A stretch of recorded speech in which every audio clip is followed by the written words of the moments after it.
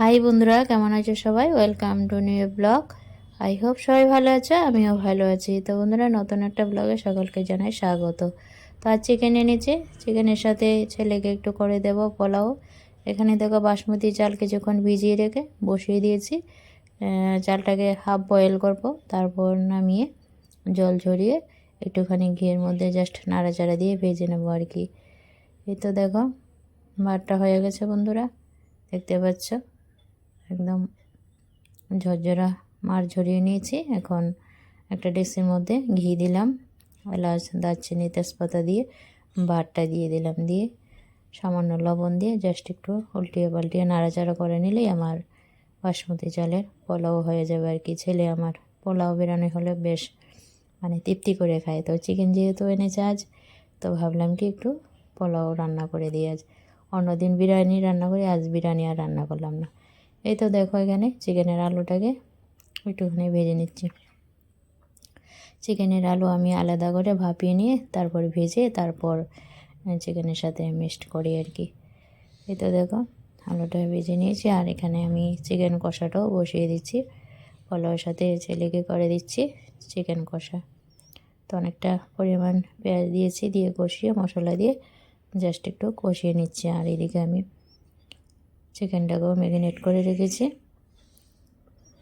তো চিকেন কষাটা হয়ে গেছে। এই দেখো আদা রসুন পেস্ট, লবণ, সরিষা তেল দিয়ে ম্যারিনেট করে রেখেছি। এখন এই যে মশলা কষানোর মধ্যে দিয়ে দিলাম, দিয়ে নাড়াচাড়া দিয়ে প্রথমে মিশিয়ে নেব।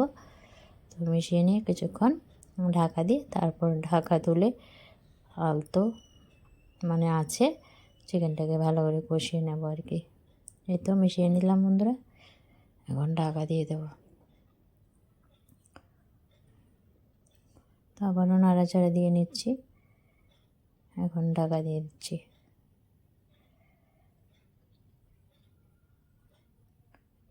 তারপর ঢাকা তুলে কষিয়ে নিয়ে সামান্য জল দিয়েছি আর আলুগুলি দিয়েছি, দিয়ে এই যে একটা গ্রেভির মতো হয়েছে। আর চিকেন কষাটা প্রায় হয়ে গেছে, নামিয়ে নিলাম। তো জাস্ট লোভনীয়, পোলাওর সাথে বেশ ভালোই লাগবে। ছেলে তৃপ্তি করে মজা করে খেতে পারবে। ছেলের জন্যই আজ পোলাও আর চিকেন কষাটা রান্না, আর আমাদের জন্য হবে চিকেন আলু দিয়ে পাতলা ঝোল আর কি।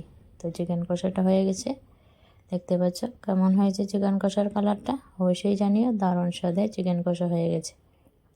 আর দেখো আমাদের জন্য চিকেনের ঝোল করব, সেই চিকেনটাকেও কষিয়ে নিচ্ছি। নাড়াচাড়া দিয়ে কিছুক্ষণ কষিয়ে নিলাম, তারপর ঝোল দিয়ে দিলাম, পরিমাণ মতো লবণ দিয়ে দিলাম। ঝোলটাকে কিছুক্ষণ ফুটিয়ে নেব। এই তো বন্ধুরা, আমার চিকেনের ঝোলটা হয়ে গেছে, একদম হালকা পাতলা আলু দিয়ে চিকেনের ঝোল। তো আর চিকেন দুটোভাবে রান্না করলাম, চিকেন কষা, চিকেন ঝোল। চিকেন হলে আর কিছু লাগে না। তো বন্ধুরা, আজ চিকেনই রান্না করেছি, আর ছেলের জন্য পোলাও করলাম, আমাদের সাদা ভাত হয়েছে। তো চলো ঝরঝরা পোলাও দিয়ে চিকেন কষা দিয়ে খাবে।